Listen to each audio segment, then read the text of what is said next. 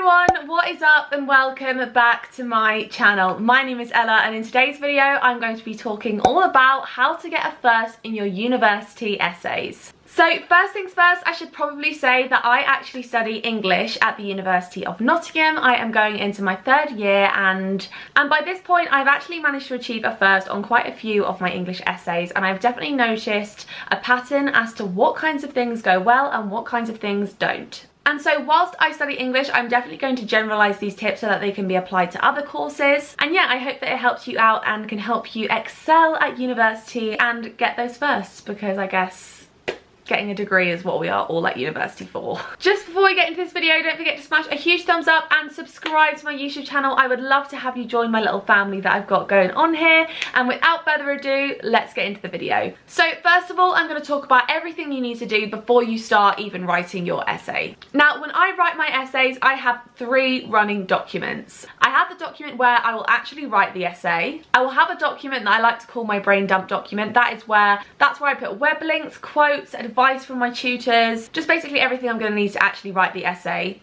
And I also have a document where I write out my rough plan. Now, essays that tend to get firsts always have a good structure. So you want to make sure that you have an introduction, a main body and a conclusion. That is the absolute essentials. Now, the length of your main body will obviously vary depending on how long your essay is. I would say that the absolute minimum would be 3 points, just to make sure that you are going into enough detail. Now, loads of people on YouTube are like, you need to have a rigid plan to succeed at writing essays. However, I actually don't agree. If I'm totally honest, plans are sometimes good and they work for some people. But if your essay is dependent on your line of argument. So a lot of English essays are generally based around an argument that you are making, like a line of argument that you are carrying throughout the whole of your essay. Sometimes when you are writing your essay, although you know your main point, sometimes the way you argue that point becomes evident as you write. And so for me, it doesn't actually seem that productive for me to spend the time making a plan when I might change my mind whilst I'm writing anyway. So the way I make a plan is I definitely know what bits of the text that I'm using and I know my secondary sources, but I don't necessarily know how I'm going to argue my point. That sort of stuff tends to come to me when I'm actually writing the essay. If a plan helps you, then use one. I'm not going to sit here and tell you not to, because for some people they are absolute essentials, but I'm just saying that for me,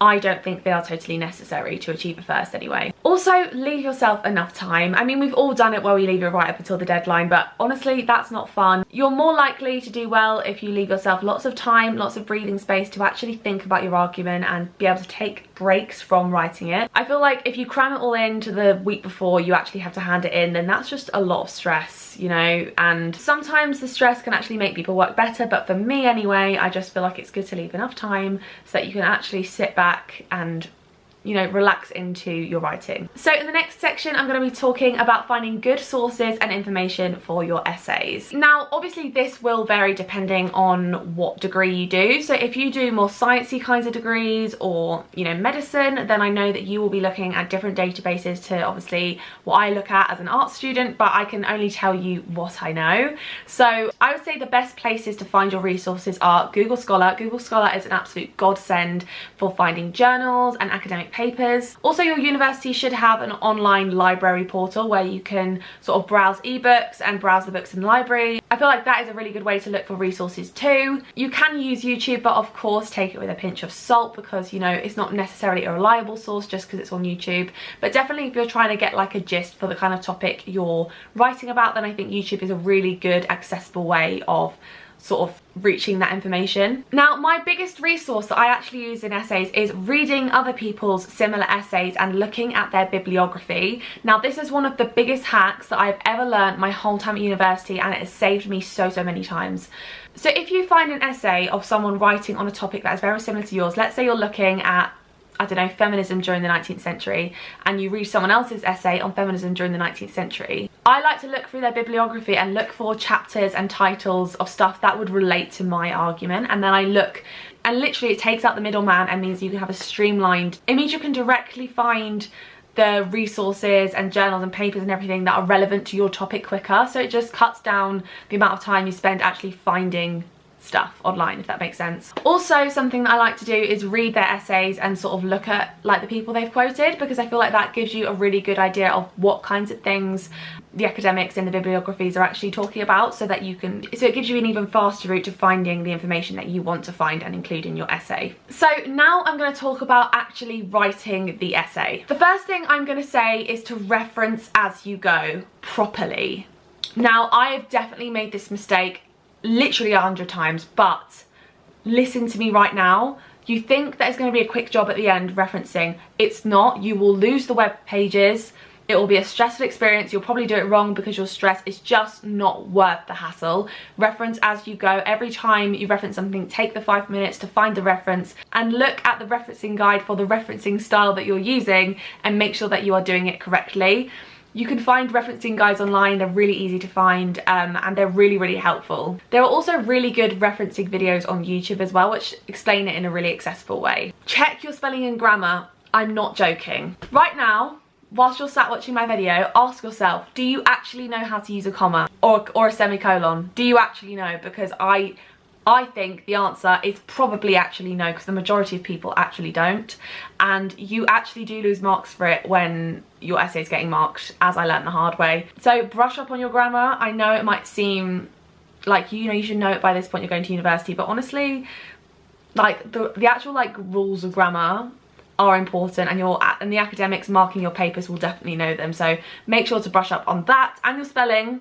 Spell check obviously, but check it with your eyes as well, because sometimes it gets confused with like the American and English spelling, so you want to make sure that you are getting that right. Have a very clear, simplified line of argument. Now, you can be talking about something really complex, but your overall point needs to be abundantly clear. The question I always ask myself when I'm writing an essay, whenever I finish a paragraph, when I finish the essay itself, just throughout my whole essay, the main question is, okay, but what is your point?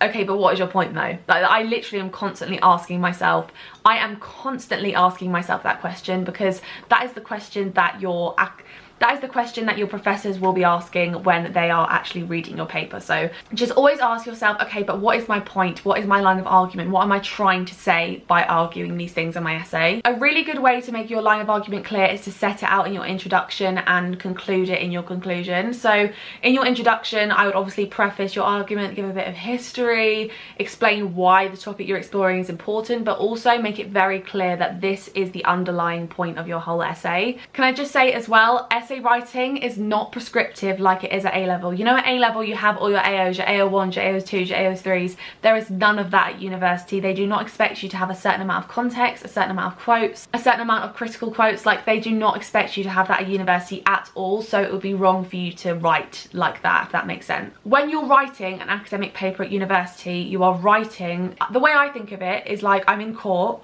and I'm trying to argue my point and convince the jury of my point through using evidence, but overall I am trying to convince them of my idea. And whilst you can include like balanced arguments and counter arguments, it should always back up and underpin your main line of argument, if that makes sense. Bear in mind that you are writing for academics and they will be reading and marking these kinds of essays all day long. So if you are writing about a pretty overdone topic, try and find a unique angle. For example, I wrote an essay on female oppression in the 18th century for one of my essays in second year. And that is a pretty overdone topic. Like, I'm not gonna lie, you know, we all know about how the females were oppressed during the 18th century. However, instead of talking about how men oppressed women, I talked about how women were complicit in their own oppression, which is a very unique and distinct and specific angle to go in at. And it made my essay different to all the other